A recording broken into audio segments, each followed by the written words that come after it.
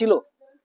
আর বাংলাদেশের যে হিন্দুরা যারা এসেছেন তাদের প্রতি আমি একটা বিশেষ অনুরোধ রাখছি এবং সচেতন করছি, আপনাদের কিন্তু একটা বড় দোষ এবং ত্রুটি, আপনারা কিন্তু ভীষণ ভয়ানক মানুষ, একটা বড় সংখ্যা, আপনারা ভীষণ ভয়ানক, হ্যাঁ ভয়ানক, সবাই নয়, বেশি অংশ আপনারা ভুলে গেছেন, অথবা ভুলে যাওয়ার ভান করছেন কি কারণে আপনার জন্মভূমি, আপনার মাতৃভূমি স্বচ্ছ শ্যামলা সুজলা সুফলা সেই বাংলার মাটি ছেড়ে, যাকে রবীন্দ্রনাথ ঠাকুর সোনার বাংলা হিসেবে গর্ববোধ করেছিলেন, তার সাহিত্যে লিখেছিলেন, সেই বাংলার মাটি ছেড়ে, সেই বাংলার পুকুর ঘাট, সোনালী ধান ক্ষেত, মায়ের স্নেহ ভালোবাসা, শীতের সকাল, পিঠে, সমস্ত কিছু ফেলে আপনাকে কেন এই দেশে চলে আসতে হয়েছে, এবং এই দেশের বাঙালিদের হাতে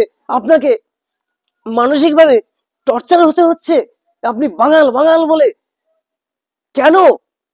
সেটা কিন্তু আজ আপনি ভুলে যাওয়ার মতো করে বসে আছেন চুপ করে, এবং যাদের তারা খেয়ে চলে এসেছেন সব ফেলে, তাদের মাথায় পাছায় সর্ষের তেল মাখাচ্ছেন। এটা অপরাধ এবং পাপযোগ্য বলে আমি মনে করি। হয়তো আপনারা অনেকে আমাকে সাম্প্রদায়িক মনে করতে পারেন, অনেকে বলেছেনও, কিন্তু কোন সম্প্রদায়ের জন্য যদি কথা বলতে গিয়ে সাম্প্রদায়িক হই, তাহলে সাম্প্রদায়িক। আমার সম্প্রদায়ের মানুষের হয়ে তো আমাকে কথা বলতে হবে, নাকি অন্য লোক কথা বলবে? অন্য সবাই এক হতে পারবে, আর আমার সম্প্রদায়কে নিয়ে আমি কথা বলতে পারবো না? তাহলে আমি সাম্প্রদায়িক হয়ে যাব। সাম্প্রদায়িকতাও একটা নীতির মধ্যে পড়ে, কিন্তু সেই সাম্প্রদায়িকতার মধ্যে অমানবিকতা, হিংসা, খুনোখুনি, সেটা হচ্ছে খারাপ। সেটা তো আমি করছি না। জিনিসটা বুঝতে হবে। যে জায়গা থেকে সরে আসলাম, যেটা বললাম, যে স্বাধীনতা সংগ্রামীদের এই যে একটা বড় সংখ্যা, এবং তাদের কে আমরা শ্রদ্ধা করি, পুজো করি, স্বাধীনতা দিবসে তাদেরকে আমরা স্মরণ করি, তারা কিন্তু ওই বাংলার মাটিতে জন্মগ্রহণ করেছেন। আচ্ছা, এই দেশি বাঙালিদেরকে আমি আরেকটা কথা বলি।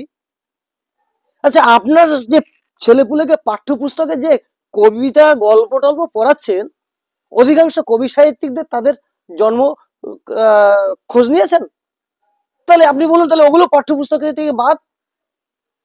কুসুম কুমারী দাসকে আমাদের দেশে হবে সেই ছেলে কবে, কথায় না বড় হয়ে কাজে বড় হবে,